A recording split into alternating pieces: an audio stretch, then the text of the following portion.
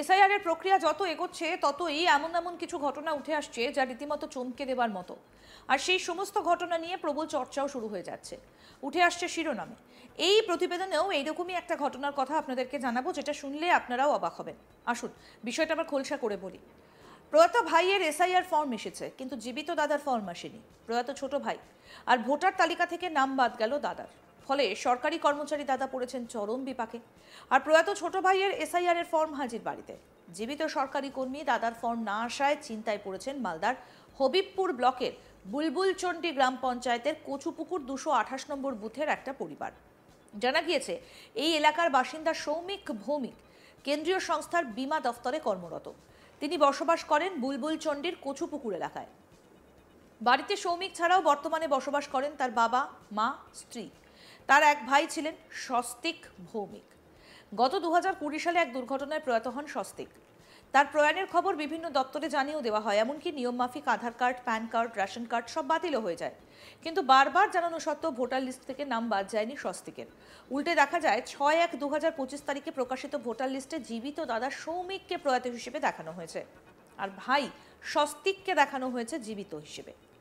যখন ভৌমিক পরিবারের কাছে এসআইআর এর ফর্ম আসে, তখন দেখা যায় স্বস্তিকের নামে ফর্ম এলেও ফর্ম আসেনি সৌমিকের।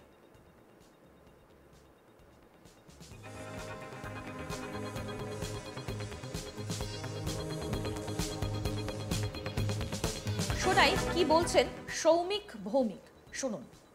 এসআইআর চালাতে এই যে বাড়িতে আপনি মানে কি একটা প্রবলেম হয়েছে আপনার? প্রবলেম আমি একজন কেন্দ্রীয় সরকারি কর্মচারী। এই এসআইআর এর সময় আমি জানতে পারি যে আমার নাম 2025-এর লিস্ট থেকে বাদ হয়ে গেছে এবং টোটালটাই ডিলিটেড।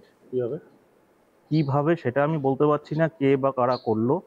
আমি ইলেকশন কমিশনের সাইটে গিয়েও এপিক নাম্বার মেরে দেখলাম, সেখানে পরিষ্কার দেখাচ্ছে নো ডাটা ফাউন্ড। আর যার ফলে আমার কোনো এসআইআর ফর্মও এসে পৌঁছায়নি। আমি এই নিয়ে ঊর্ধ্বতন কর্তৃপক্ষ অর্থাৎ পঞ্চায়েত অফিস, বিডিও অফিস এবং ডিএম অফিসে আমি আমার কমপ্লেন জমা করেছি। তার এগেনস্টে এখনও কোনো সমাধান সূত্র বেরিয়ে আসেনি বা তারাও আমাকে কোনো রকম অ্যাসুরেন্স দেয়নি। জানা যাচ্ছে যে আপনার ভাই 2020 সালে মারা গেছে। ওনার আবার এসআইআর ফর্ম? হ্যাঁ, ওনার আবার এসআইআর ফর্ম এসছে আমার ভাইয়ের, যে 2020 সালে মারা গেছে। এবং সেই সময় তার যেরকম ভাই তো মারা গেছে, ভাই আবার এসআইআর ফর্ম চলে এসেছে, ভাইকে জীবিত দেখা যাচ্ছে। হ্যাঁ, 2020 সালে ভাই যখন মারা যায়, তার নাম ভোটার কার্ড থেকে ডিলিট করার জন্য যা যা করণীয় সেগুলো করেছিলাম। ভাইয়ের রেশন কার্ডও ডিলিট, সে রেশন পায় না। আধার কার্ডও ইনভ্যালিড করে দেওয়া হয়েছে। কিন্তু এই মুহূর্তে আমরা জানতে পারি যে ভাইয়ের নাম লিস্টে জীবিত আছে এবং আমাকে মৃত ঘোষণা করা হয়েছে। ভাইয়ের এসআইআর ফর্ম এসেছে? ভাইয়ের এসআইআর ফর্ম এসেছে, আমার আসেনি। এই অবস্থা আপনি মানে এখন কি করবেন? আপনি তো সরকারি কর্মী, আপনার মানে কিরকম অবস্থা? প্রচন্ড প্রেশারের মধ্যে আছি। আমার অফিসে অলরেডি ডিস্ট্রিক্ট ম্যাজিস্ট্রেট অফিস থেকে নাম চেয়ে পাঠিয়েছে আগামী ইলেকশনের জন্য, বাট আমার এপিক নাম্বার এখন ডিলিট দেখাচ্ছে, নো রেকর্ড ফাউন্ড দেখাচ্ছে। আমি চাই নির্বাচন কমিশন এটার একটা ব্যবস্থা করুক এবং আমার সেই ডিলিট হয়ে যাওয়া এপিক নাম্বারটি যাতে উদ্ধার হয় সেটার ব্যবস্থা করুক। এই ঘটনায় কার্যত ঘুম উড়েছে গোটা পরিবারের। সবিতা কর ভৌমিক, সৌমিকের মা কি বলছেন শুনবো। আমাদের বয়স হয়েছে, ওর বাবু হার্টের পেশেন্ট, আমিও হার্টের পেশেন্ট। এই শোনার পর থেকে আমরা খুব টেনশনে কাটাচ্ছি। কি শুনেছেন? যে ছেলের নাম ডিলিট হয়ে গেছে শুনেছি বা দেখেছি, আর আমাদের এসছে, ছেলের আসেনি এসআইআর ফর্ম। এটা একটা বিশাল টেনশন। তো ছেলে তো সরকারি কর্মী। হ্যাঁ, তাহলেও নাম ডিলিট হয়ে গেছে, এটা তো একটা টেনশনই না। আমরা মানে খুবই টেনশনে আছি নাকি? খুব টেনশনে আছি। এখন বুঝতে পারি যে কেন, সেটা আমরা অনুভব করতে পারছি কিছু হলো।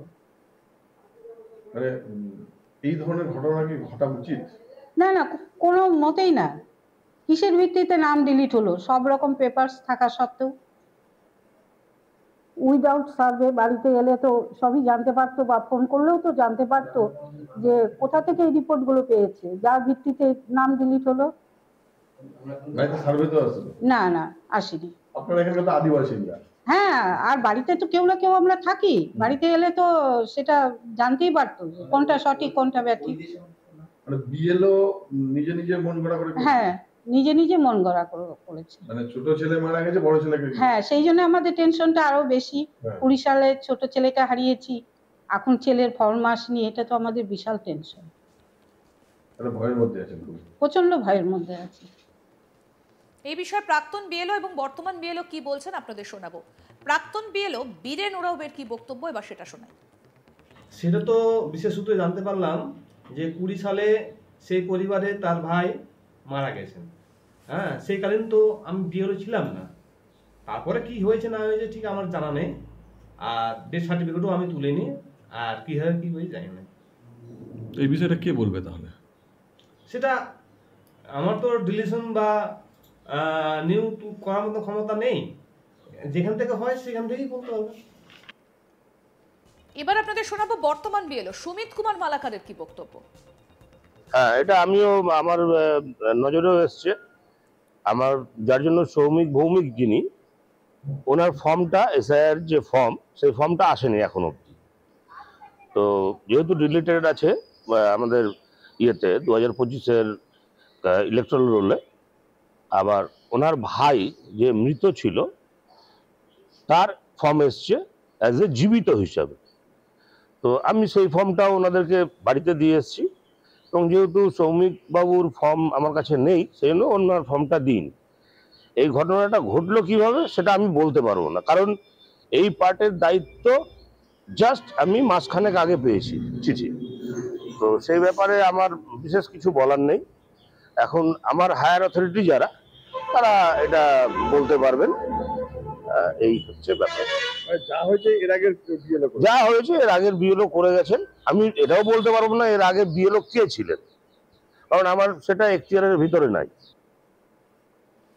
এসআইআর যবে থেকে শুরু হয়েছে তবে থেকেই এই অভিযোগ বারবার করে উঠে আসছে যে অনেকেরই নাম পাওয়া যাচ্ছে না, অনেকে জীবিত অবস্থায় থেকেও ভোটার লিস্টে নাম নেই। তবে এবার যে ঘটনার কথা আপনাদেরকে বলছি সেটা হচ্ছে ভাই মৃত, অথচ তার নাম রয়েছে ভোটার তালিকায়, দাদা জীবিত, অথচ তার নাম পাওয়া যায়নি। আর এই নিয়ে এবার পরিবারের চরম উৎকণ্ঠা। এসআইআর যবে থেকে শুরু হয়েছে তবে থেকেই কিন্তু নানা অভিযোগ রাজ্যের বিভিন্ন জায়গা থেকে উঠে আসছে। এই সৌমিক ভৌমিক, তার ক্ষেত্রেও দেখা যাচ্ছে যে তার ভাই স্বস্তিক ভৌমিক যিনি প্রয়াত হয়েছেন তার নাম রয়েছে ভোটার লিস্টে, কিন্তু সৌমিক ভৌমিক তার নাম ভোটার তালিকায় নেই।